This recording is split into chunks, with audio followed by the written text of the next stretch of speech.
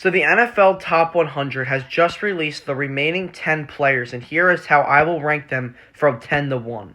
At my number 10 spot, I have Micah Parsons. I think talent-wise, he is higher up on this list, but he missed a lot of last season because of his Achilles tear, so I have to have him at 10.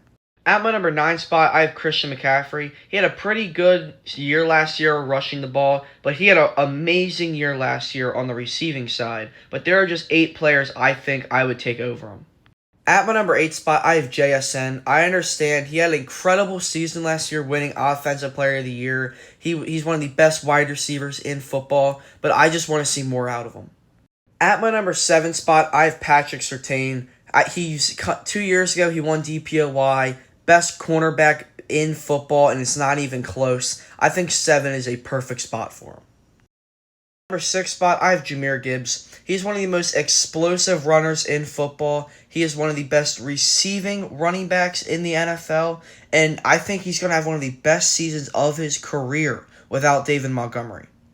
At my number 5 spot, I have Bijan Robinson. In my opinion, he is the best running back in football, one of the most elusive and most powerful runners in the NFL, and his receiving game took a huge step up last season, almost doubling the receiving yards that he had in 2024.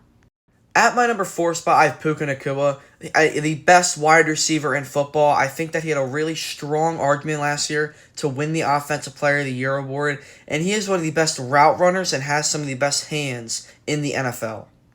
At my number 3 spot, I have Josh Allen. I think that he is the best quarterback in the NFL, but going off of last season, he's not the highest quarterback on this list, but I think next year he will be the highest quarterback rated in the NFL Top 100.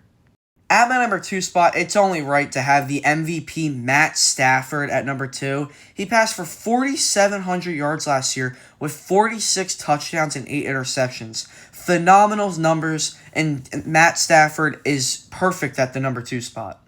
But at my number 1 spot, it should be completely obvious. It's Myles Garrett. Just broke the single-season sack record, and I think that now on that LA Rams team, he's going to have a lot less pressure on it, and he will win back-to-back DPOYs.